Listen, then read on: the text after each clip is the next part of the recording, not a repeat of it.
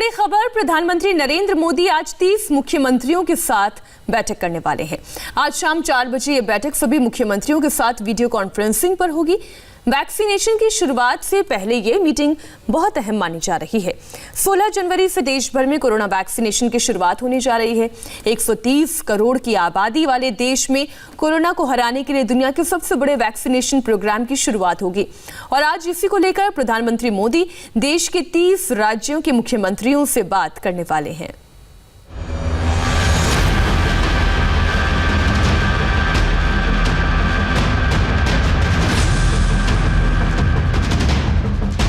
महज 4 दिन बाद वो शुभ घड़ी आने वाली है जिसका पूरे हिंदुस्तान को इंतजार है।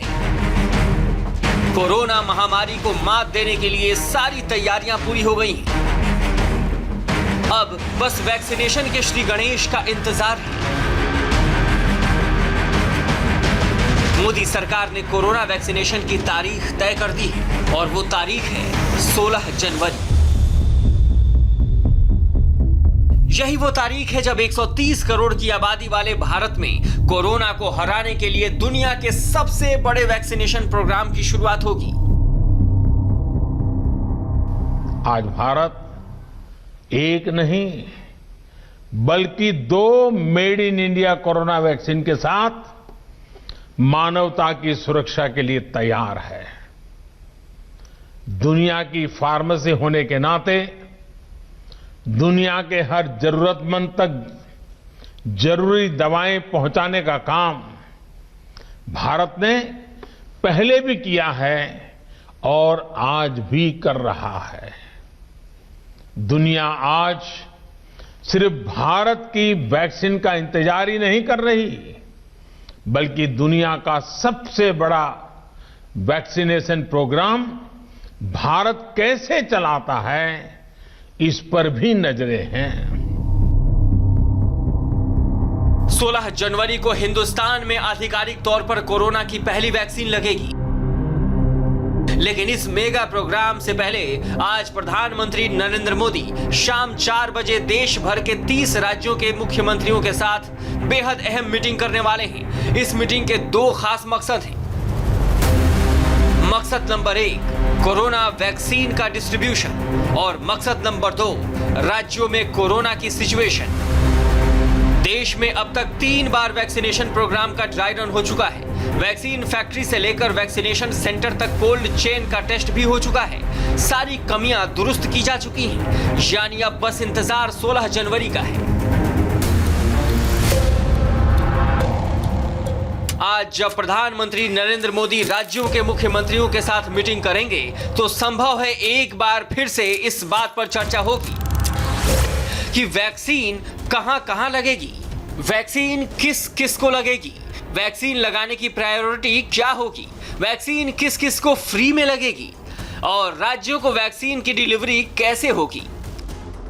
वीडियो कॉन्फ्रेंसिंग के जरिए प्रधानमंत्री और 30 मुख्यमंत्री एक साथ जब एक फ्रेम में बैठेंगे तो देश में कोरोना सिचुएशन को भी मॉनिटर करेंगे। सबकी नजर वैक्सीनेशन प्रोग्राम के रोल आउट पर होगी। प्रधानमंत्री मोदी वैक्सीनेशन पर अपना प्लान आज की मीटिंग में बताएंगे, लेकिन उससे पहले मुख्यमंत्रियों ने अपनी डिमांड रखनी शुरू कर दी है। जो कल तक वैक्सीन पर सवाल उठा रहे थे वो भी अब मोदी से फ्री में वैक्सीन मांग रहे हैं।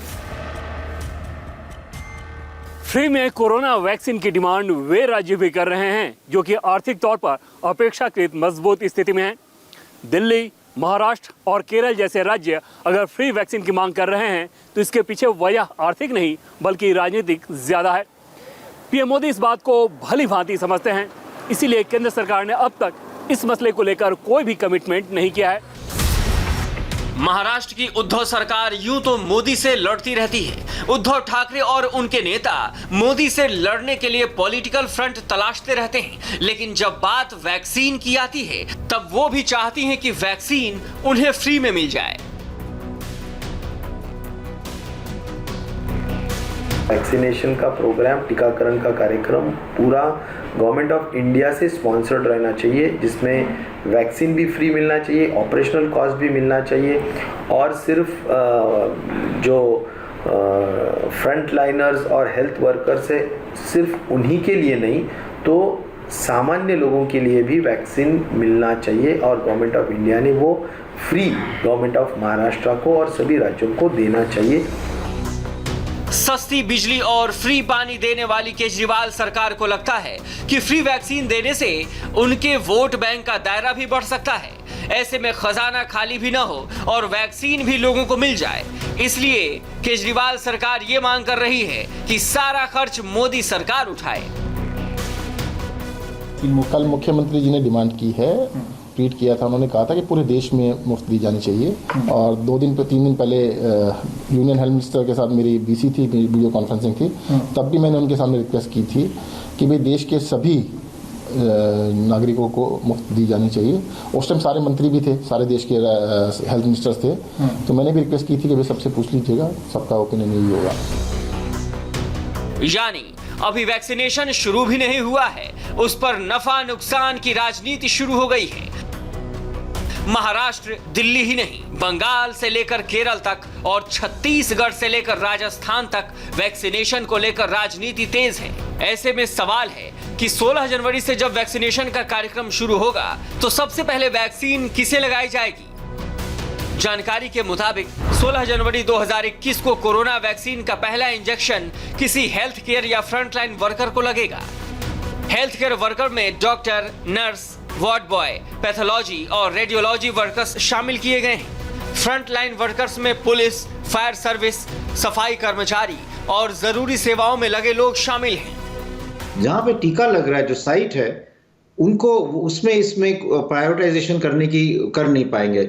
अगर मैं ये कहूँ कि मेरे हॉस्पिटल में इन लोगों को पहले लगाएं और दूसरों को बाद में लगाएं, ये मेरे हाथ में नहीं है। ये जो सेंट्रल रजिस्ट्रेशन जो है, वहाँ पे चाहे वो रैंडमली हो, चाहे वो अपने क्राइटेरिया करके करेंगे, जिससे कोई बीच में गड़बड़ ना हो पाए।